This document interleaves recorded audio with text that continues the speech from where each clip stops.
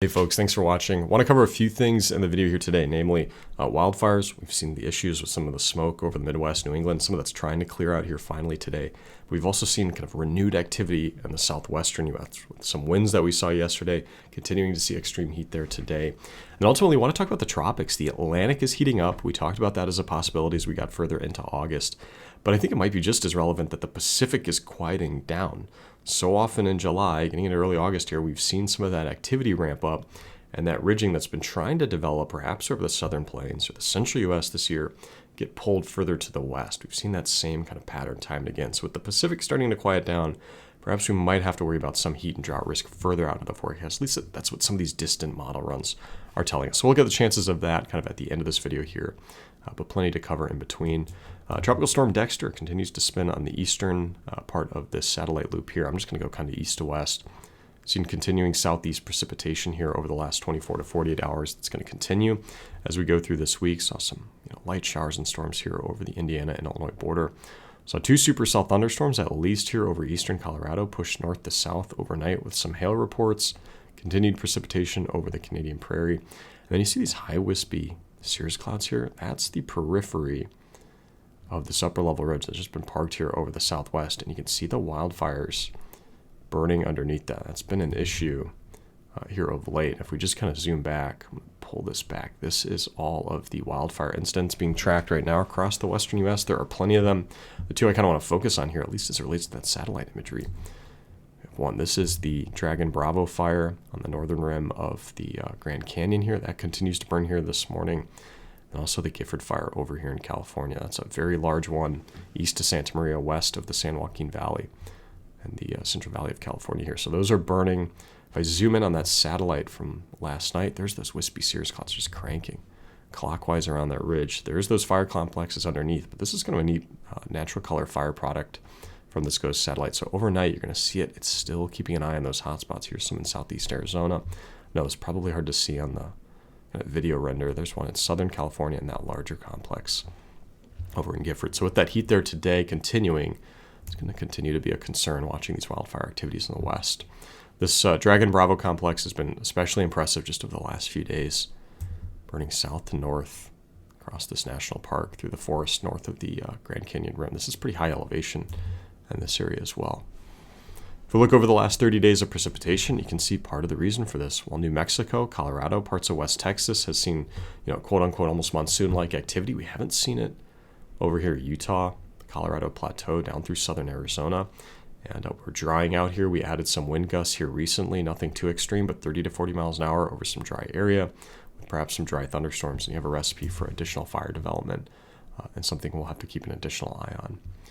I want to zoom in on the radar. This was over in eastern Colorado last night. See these supercells firing up in the eastern part of the state. Again, I mentioned these drops some hail reports, but I wanted to show you this one here. It's kind of neat to see.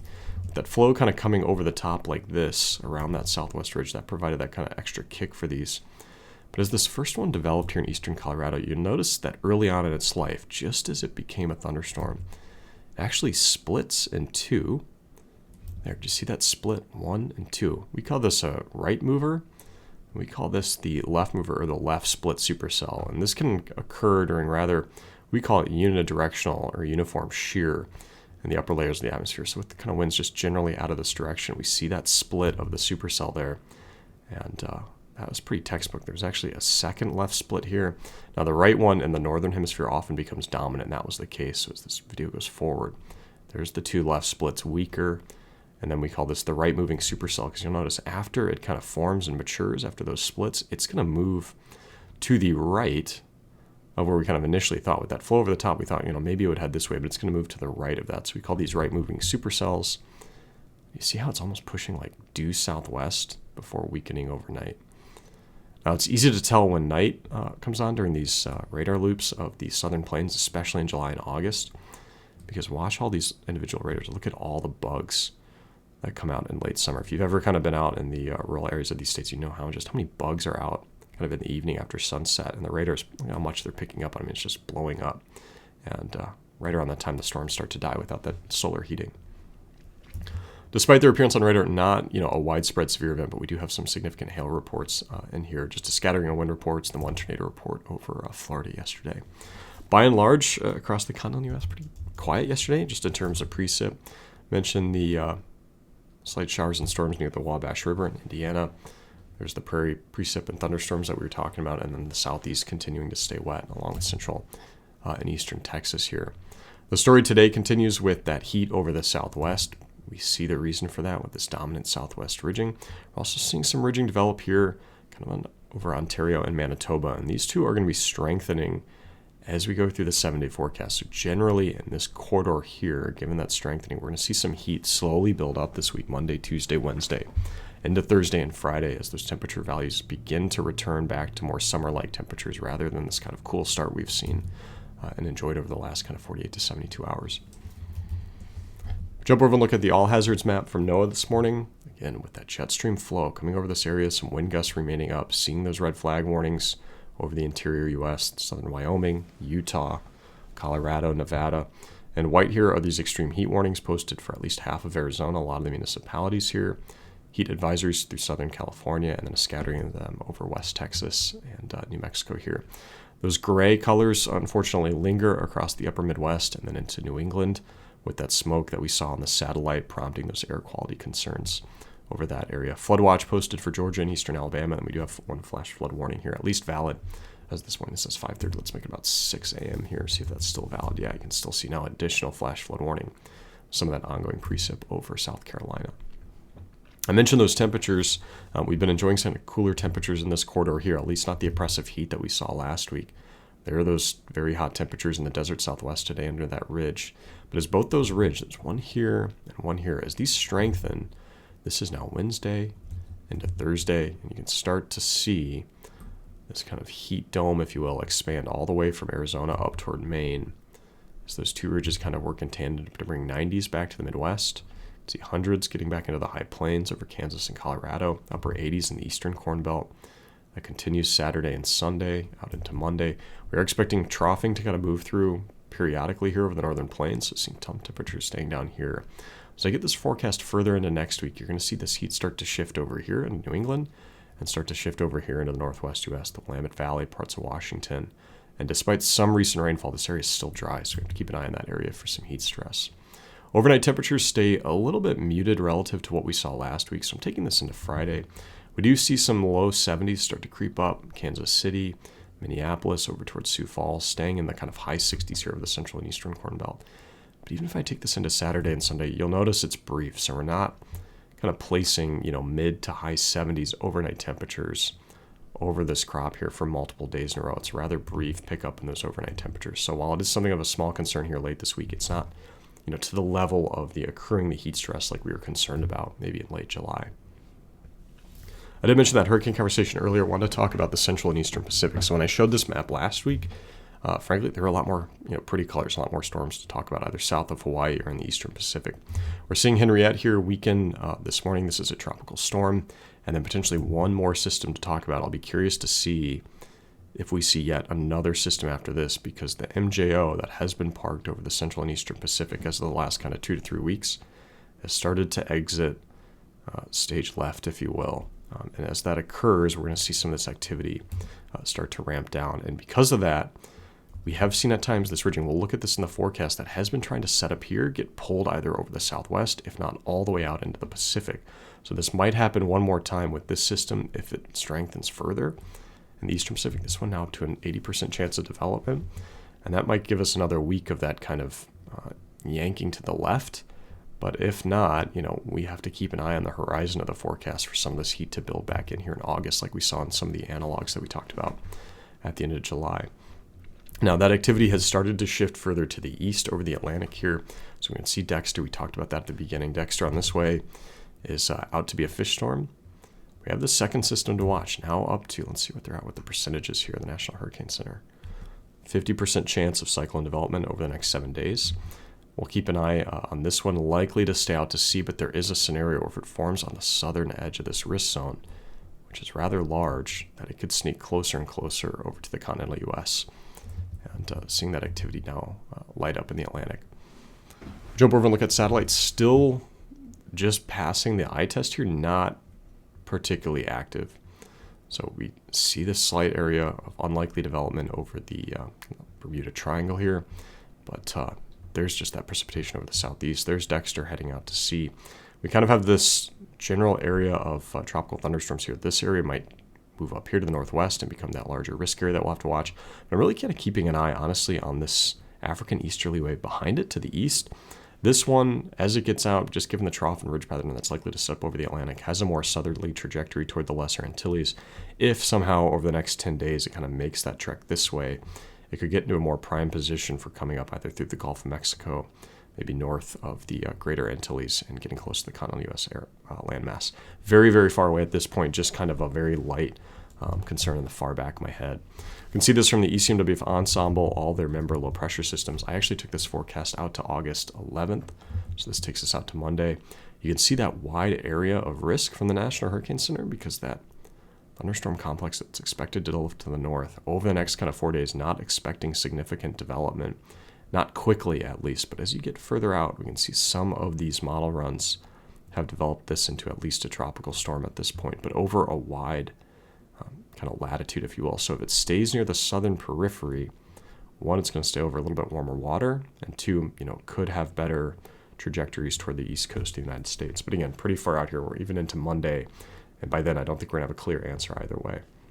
That second system I'm watching, you can see kind of in here, it's really that next African easterly wave. If that can sneak off and get into the main development region of the Atlantic and then toward the Lesser Antilles, by Monday of next week, we'll have to see where that wave might be. If I take the forecast even further out, you'll notice a lot of these systems got yanked toward the northeast around that Azores highs that's spinning here. But the system that stayed underneath a little bit later, we might be talking well into next week. This is Friday, August 15th, about a tropical storm or hurricane west of the Lesser Antilles. That's not to say that by this time we're definitely going to have a threat to the mainland United States, but it would be something to watch, especially for the Lesser Antilles moving through that way. The ECMWF AFS, just the operational model run here. This takes us out through Saturday, August 16th, and places some sort of system here near Puerto Rico. Again, this kind of corridor here, watching that wave as we get out late into next week. Very far out in the forecast here. Frankly, some of these waves have not fared very well over the Atlantic, just given the hostility for tropical development that we've seen time and time again, at least through late July. Now, that favorability could be coming up a little bit in August here. We talked about the MJO trying to get over this region, so we'll have to see if this wave sees better prospects moving east to west across that area. But largely for the continental U.S., that drought and heat conversation, I think the Eastern Pacific matters more right now, unless we get toward maybe like an imminent landfall situation well out into August at this point. So I'm going to look at this trough ridge pattern. This is the 500 millibar height forecast from the ECMWF. I'm going to play this until Wednesday and Thursday. And the reason I did that, this takes us to Thursday, 7 a.m., 48 hours from now. We see this ridge strengthening and broadening across the southern plains, returning that heat that we talked about. We see this ridge strengthening here over eastern Canada. So heat coming up in these two corridors here, kind of linking up through this period with some of those wet conditions lingering here over the southeast. We have other troughing to watch. It's going to be coming around this ridge over the southern plains, bringing precipitation chances through this corridor here. So take this forecast into Friday, Saturday, Sunday. You can see that trough moving through the northern plains. Precipitation chances pushing to the east during this time period. And then with that additional development possible over the central and western Pacific, you'll notice that ridging that tried to park in here, now moving back to the west again. So we have another kind of weekly cadence of that ridge pushes off to the west. We get some troughing in here, precipitation chances in this corridor, and heat building in over in New England. Now, I'm going to take this forecast further out. Even through next week, you can see some little shortwaves sneaking through with precipitation chances through the middle part of the country. This heat risk largely staying kind of paired off either to our west or to our east, depending on where exactly we are in the continental U.S. So that's the general story through the next kind of 10 days here. But look at that precip conversation a little bit closer. Here's that trough that we're watching here today and tomorrow. So I'll play this through Tuesday evening. Slight risk out for the SPC in this corridor here. In fact, we'll jump over and look at that in just a second. That risk pushes further to the east on Wednesday. And then on Friday, you can see this next system kind of coming around on Saturday through the northern plains, Canadian Prairie. Pushing through on Saturday afternoon through Minnesota, northern Iowa, and Wisconsin. Potentially additional activity here on Sunday. And then just light precipitation showers, maybe some storms here on Monday evening, getting through portions of the Midwest, continuing on Tuesday. And then for many of these days, still seeing that activity over the southeast linger, not getting out into Wednesday and Thursday with this kind of short wave just lingering in this area. You can see this corridor kind of repeatedly staying stormy with variable precipitation chances all the way up into the Canadian prairie. Now, if I look at that over the 10-day precipitation anomaly from the ECMWF, I mean, that corridor here is staying wet right through the prairie into the Midwest, even down through maybe northern Illinois, northern Indiana. But outside of that activity in the southeast, still seeing all the way from the interior western U.S., a lack of monsoonal activity over into the southern plains, Arkansas, southern Missouri, over toward the Appalachians, mid-Atlantic, Allegheny Plateau, up into New England. I mean, this area over the next 10 days staying dry. And given that kind of uptick in temperatures, right, that concern for some water and heat stress picking back up, especially over here, maybe the mid-Atlantic and New England with this more stark contrast between precipitation and that higher heat in the forecast. You can see that just over the 10-day temperature anomalies. Look at Ontario, over toward Quebec, the Midwest, over toward New England. I mean, this corridor here is likely to see precipitation, so less worried about some of this heat building in briefly to the Midwest at the end of this week or out in the forecast period. But given some of the lack of precipitation signal, even out 7 to 10 days here, you can see some of that concern building back in. With showers, clouds, thunderstorms here over the southeast, less heat risk, obviously. But if we jump over and look at the Climate Prediction Center, they're all hazards for the 8 to 14 day outlook, New England, and the Northwest U.S. as those ridges kind of build in on each side of the country here. I did want to jump over and look, do this briefly here at the SPC outlook. This is going to take us in through today. There's South Dakota, North Dakota, wider marginal risk area over the northern plains with that system moving through. Jump back and look at that day 2 risk. A little bit further east, Nebraska, western Iowa, Minnesota, just that marginal risk there, and then ultimately day 3 with that next system trying to come in here all the way back over the northern plains toward Montana and the eastern part of Washington, northern Idaho here.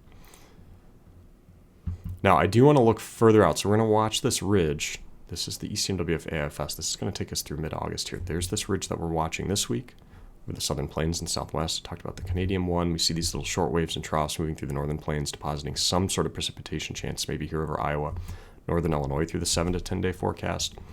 Now, this week with that potential development in the eastern Pacific, seeing ridging moving back here over the eastern Pacific, lessening the residence time here over the southern plains. But as we take this forecast out, potentially seeing less development in the eastern Pacific, and as that occurs, and we see potentially some sort of system maybe getting into the Caribbean. Again, this is August 19th, well out into the forecast now. We are seeing some of these long-range models at the very end of the forecast period, which is always a lack of confidence, a lack of certainty and accuracy that far out. But we've seen some of them turn back over toward more ridging, which would be drier conditions here over the northern plains, the southern plains, even over toward the Midwest with some sort of high-pressure system here. And this would be a little bit concerning for two reasons. One, we're starting to build in some precipitation deficits here anyway. We're adding heat back to that, and there would be concern here for a little bit of a drier and hotter into August, the middle to latter part of the month. And the second part, if we put a high-pressure system here on the downstream side of that ridge, that's going to help steer any sort of system that sneaks in here toward the Gulf of Mexico or toward these Gulf Coast states, and that would be a concern. This isn't a solidified forecast right now. This is not me saying there's going to be a hurricane here coming off Cuba. It's going to landfall somewhere in Louisiana or Florida. It's just a general risk that we'll have to watch. If we see this ridge break down and a trough starts to develop here over Illinois, Indiana, Tennessee, that's going to usher any storm toward the east, out over Bahama or even just kind of east out toward Bermuda into the Atlantic. But if this ridge stays here and we see this high pressure system kind of continue to develop in that latter part of the forecast, right, these are always kind of a concern to steer some of these hurricanes further toward the west where they could become a bigger issue. If I look at the ECMWF ensemble forecast, okay, there's Friday, August 8th. Notice that ridge weakening here, trying to push further to the west. That allows troughing back into the plains this weekend. There we see that kind of double ridge pattern that we've seen so often this summer. Heat off to the northwest, heat off in New England, some precipitation chances here over the Dakotas, the middle part of the country with less extreme heat risk there. But as I take it through that next week, and again, further out, we see them defaulting well out into the forecast to this ridging here over the northern plains. Now, this kind of defaulting or long-range flip back to heat here we've seen it often this summer, and it never materializes. But there's two reasons to think, at least this time, it's something to watch. One, that lack of potential hurricane activity in the eastern Pacific as we get further through August, less of a chance to yank that ridge further to the west. And two, this was an analog pattern that we saw show up sometimes this August when that MJO went out toward the Indian Ocean or Africa. And if I just take this forecast of that MJO activity, this is now August 9th through the 14th, or August 13th through the 19th out toward the 20th. I mean, this was the area, those MJO phases 2 and 3, where we saw that ridge analog set up somewhere here over the Midwest or the central U.S. So those two things working in tandem, the less Eastern Pacific signal and this MJO signal, makes me think this might be something we have to watch in the long range here. And then that might come with this kind of coincidental risk if we do have some sort of system, maybe in the southern Caribbean or over here in the Gulf of Mexico, that has some chance of making it further to the west as we get through that second and third week of August. The AFS ensemble, which has performed pretty well this year, is even starting to show up with that ridge pattern as well over the plains, maybe some sort of high pressure system here. If I just show you the precipitation departures from average, just let's do a 5-day anomaly. You can see some of that drier signal building in here over the central and southern plains, and some wet signal here over the Caribbean. Again, kind of a pairing to watch as we get through the latter part of the month. It is kind of interesting to think about the August seasonal forecast. This was from the ECMWF that came out way back in early July, and it did have some of that drier Midwest, drier northern plains signal even up into the Canadian prairie that perhaps we're now seeing come to fruition here. We will get an update to this. I'm showing this for a reason. This latest model will update today, so Eric will talk with you all about it tomorrow on Wednesday. Very curious to see what this says for September and what some of the extended models say as we get through the end of August here. At least for September, we do have that dry risk continuing over the northern plains, Midwest through the southern plains. So we'll see what it says when it comes out tomorrow. I will look at just briefly, let's do the ECMWF weeklies for precipitation. I want to do 7-day and get this through the 17th, 18th, 19th, 25th. So yeah, we do see some of that kind of Midwest to northern and central plains dryness pick up as we get out through that third week of August with, again, some heightened precipitation values here. That's not to say this is forecasting a hurricane here. There could be just generally lingering precipitation in this area, but just given this kind of pairing of a high here, you'd worry about maybe a low somewhere down here. Hopefully, not a hurricane at this point. I'll leave it there today. Again, curious to see where that seasonal update comes out today, and I'm sure Eric will talk with you about it on Wednesday, and then myself on Thursday. As for today, thanks for watching. Appreciate it.